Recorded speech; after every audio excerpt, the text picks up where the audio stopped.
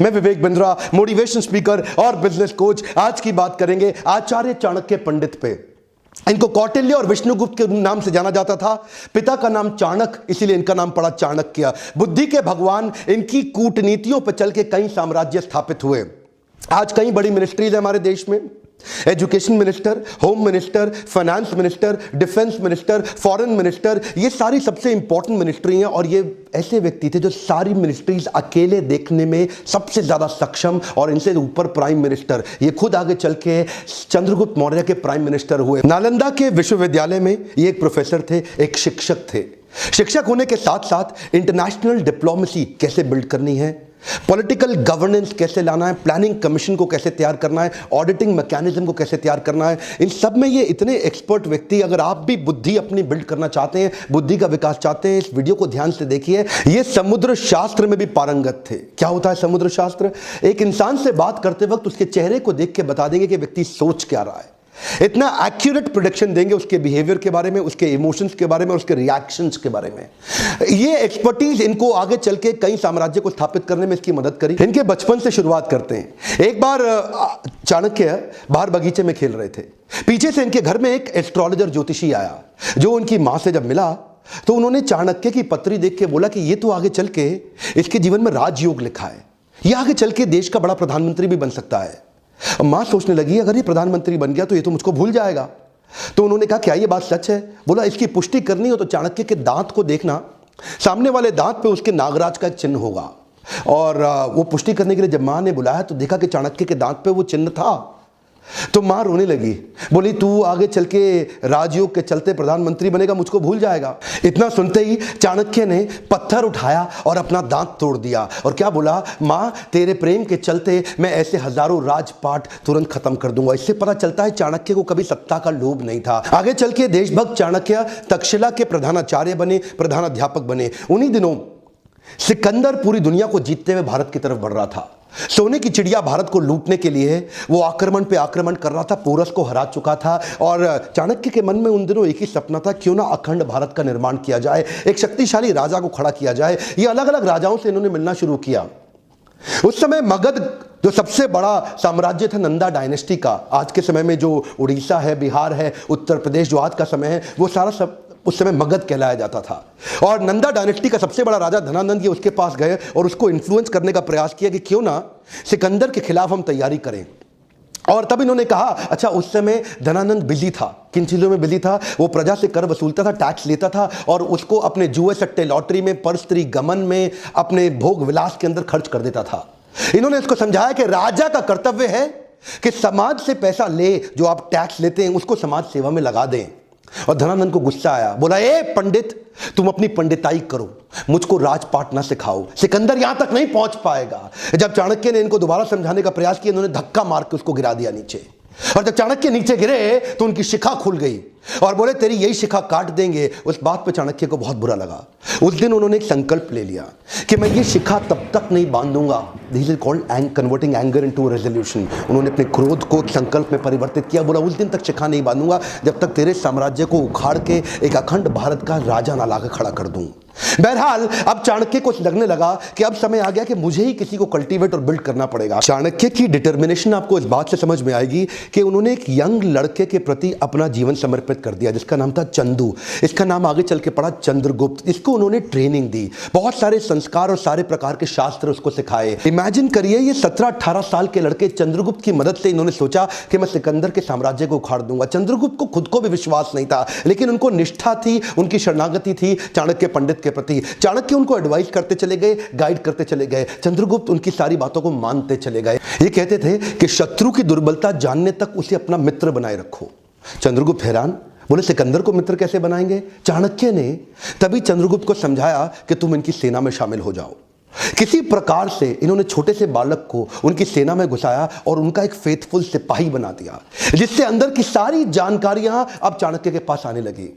चाणक्य को इतना समझ में आ चुका था कि बहुत दूर से ट्रैवल करती हुई लाखों की सेना सिकंदर की शरीर से अब थक चुकी है। बोला अब इनको मन से थका देंगे। इन्होंने अंदर भ्रांतियां फैलानी शुरू कर दी सिकंदर की सेना के बीच में। देखिए, सिंध नदी अभी तक पार नहीं कर पाया था, भारत में अभी तक घुस नहीं पाया था पूरी तरीके से, और वहां भ्रांतियां फैला दी कि हमारे जो देश, भारत के जो देवी देवता हैं वो तुमसे नाराज हो चुके हैं। इन्होंने अजीबोगरीब काम कराए। कभी कभी अलग अलग दिनों में खाने में जहर मिला देते थे, द्विकंटक नीति के साथ छोटे छोटे अटैक करा देते थे, उनके देश के झंडे को जो पहाड़ पर लगा हुआ है उसको जला देते थे, अलग अलग प्रकार की विस्मक भ्रांतियां फैला देते थे, लोगों के अंदर कंफ्यूजन, आपस में उनको लड़वा देते थे। 15, 16, 17, 18 साल के 10-15 लड़कों की मदद से इन्होंने उस सेना को खोखला बनाना शुरू किया, उनका मनोबल तोड़ना शुरू किया। सिकंदर ज्यादा लंबे समय तक रुक नहीं पाया। क्या कहते हैं, जो जीता वही सिकंदर? गलत है सर, जो जीता वही सिकंदर नहीं, जो जीता वही चंद्रगुप्त मौर्य। ये किसी को नहीं पता, सिकंदर भारत में कभी घुस ही नहीं पाया। चंद्रगुप्त मौर्य केवल गाइडेंस लेते रहे आचार्य से, और आचार्य चाणक्य पंडित की गाइडेंस में पूरी सेना को उखाड़ के बाहर कर दिया। इससे क्या हुआ, अब इनमें कॉन्फिडेंस बहुत आ गया। 5000 हाथी घोड़ों की एक सेना बना के सोचे कि मगध की राजधानी पाटलिपुत्र पर जाकर के एक हमला कर देते हैं और धनानंद को भी उखाड़ देंगे। अब ये ओवर कॉन्फिडेंस इनके लिए नुकसानदायक रहा। ये पहुंच तो गए 5000 के हाथी घोड़ों छोटी सी सेना लेके, लेकिन आधे दिन के अंदर दोपहर होते होते ही मगध की सेना ने इनको उखाड़ के बर्बाद कर दिया, खत्म कर दिया। किसी प्रकार से चंद्रगुप्त चाणक्य ने अपनी जान बचाई, भाग करके एक झोपड़ी के पीछे जाके छिप गए। अंदर मां कुछ खाना बना रही थी बच्चे को लेके, और बच्चा वो जो गरम गरम खिचड़ी थी खौलती हुई, उसमें हाथ डाल के जैसे ही खाना खाने लगा उसका हाथ जल गया। और तभी मां चिल्लाई, अरे पागल हो गया है तू, तो चाणक्य की तरह मूर्ख है, खिचड़ी के अंदर गरम गरम हाथ डालेगा तो जल ही जाएगा।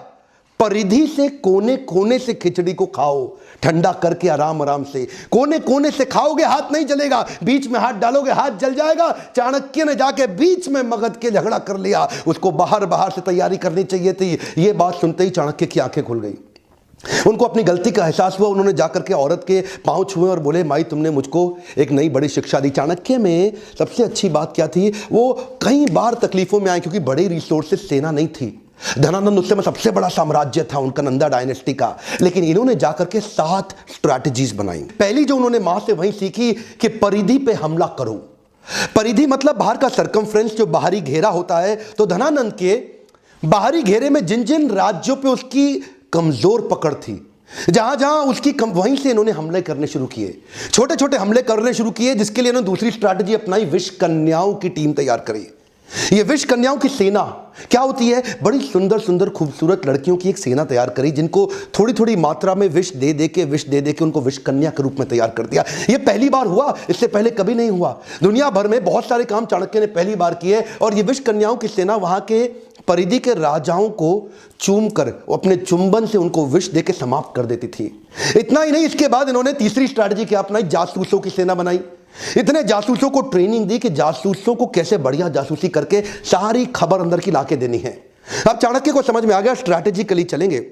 ये क्या कहते थे, शत्रु के लेकर के कभी गुस्से से शत्रु के बारे में मत सोचो। अगर गुस्सा आ जाएगा शत्रु के खिलाफ तो आपकी एनालिटिकल एबिलिटी खत्म हो जाएगी। तो चाणक्य जो आंकलन करते थे ना, एनालिसिस, वो ऐसा इतना जासूसों से इतनी इंफॉर्मेशन लाते थे, और कभी कभी जासूसों की भी जासूसी करा देते थे। चाणक्य इतने एक्सपर्ट थे कि पैरेलली चौथी स्ट्रैटेजी बना रहे थे, building a high performance team. ये इन्होंने कैसी करी, इन्होंने वात्सायन मुनि का एक वेश धारण कर लिया, और ये जानते थे कि अगर बड़ी सेना बनानी है तो उनके मन, बुद्धि और आत्मा को जीतना पड़ेगा। एक पॉपुलर अपने आप को वात्सायन मुनि के भेष में जाकर के लोगों को जगह जगह कथा प्रवचन करते थे, और उनको धीरे धीरे इंस्पायर करते थे कि तुम चंद्रगुप्त की सेना को ज्वाइन कर लो। ये जानते थे कि प्रेम से बात करूंगा और आध्यात्मिक बात करूंगा, लोग प्रभावित हो जाएंगे, प्रभु भावित हो जाएंगे, और मेरी स्टोरी और मेरी कहानी पे विश्वास करेंगे और चंद्रगुप्त की सेना को ज्वाइन करते चले जाएंगे। उनकी आत्मा, मन, बुद्धि को जीतने के बाद अपनी वाणी की शक्ति से उनको प्रभावित करके एक एक करके धीरे धीरे 8 लाख लोगों की सेना तैयार कर दी। यह सेना ऑलरेडी 4 गुना बड़ी हो चुकी थी अब धनानंद से। इनके पास हाथी घोड़ों की बड़ी सेना और घुड़सवार रथों की बड़ी सेना, पैदल सिपाहियों की सेना, इतनी बड़ी सेना धीरे धीरे ये देखिए, इस सारी स्ट्रैटेजीज पैरेलल करते चले गए। हमारे देश में आज आरक्षण का बड़ा चक्कर चल रहा है ना, वहां पे आरक्षण के चक्कर के सख्त खिलाफ थे। ये कहते थे केवल योग्य व्यक्ति को आगे बढ़ाऊंगा, your country is only as powerful as your lieutenants.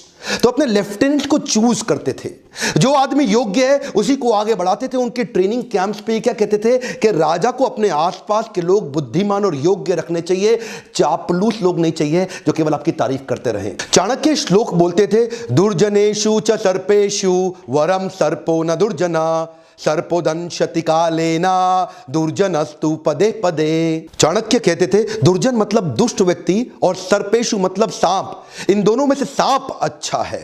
वरम सर्पो न दुर्जना, दुर्जन को छोड़ दो, सांप के साथ रह लो। सर्पोदंशति कालेना दुर्जनस्तु पदे पदे, सांप तो एक ही बार काटेगा, एक ही बार डसेगा, लेकिन दुर्जनस्तु पदे पदे, दुर्जन व्यक्ति हर कदम पे आपको डसेगा, हर बार डसेगा। इसीलिए क्या कहते थे कि मैं टीम ऐसी तैयार करूंगा जो केपेबल लोगों की हो और दुर्जन ना हो। तो ये एक हाई परफॉर्मेंस टीम तैयार करते गए और साथ साथ ये छापामार युद्ध के छोटे छोटे प्रयास करते गए। ये इनकी अगली स्ट्रैटेजी समझिएगा। एक तो देखिए होता है कि टेस्ट एंड लॉन्च और एक होता है launch and test. Test and launch क्या होता है? पहले छोटे छोटे टेस्ट करो, पायलट एक्सपेरिमेंटेशन करो, छोटा टेस्ट करो और उसके बाद उसको वैलिडेट करो। और दूसरा क्या है, पहले लॉन्च कर दो और बाद में देखना टेस्ट करके रिजल्ट आया कि नहीं आया। जो पिछली गलती करी थी 5000 घोड़े सैनिक के साथ, वो क्या था, पहले लॉन्च कर दिया, बाद में टेस्ट से पता चला कि ये फेल हो गए। अब क्या करते थे, अब कहते थे अभ्यास करेंगे।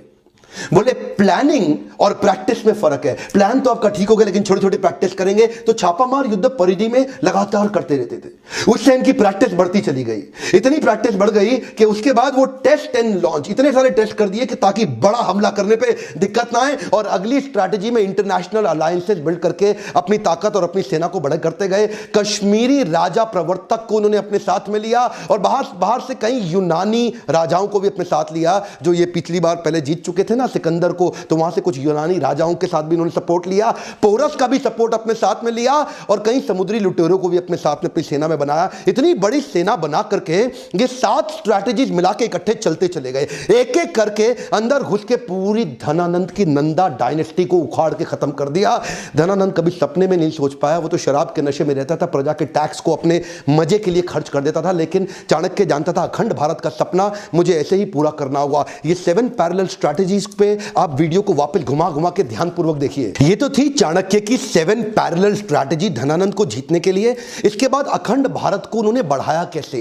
Kabul, Gandhar, Kandahar, Balochistan, Turkmenistan, Kyrgyzstan, Central Asia तक उन्होंने एक छत्र राज्य कैसे एस्टैब्लिश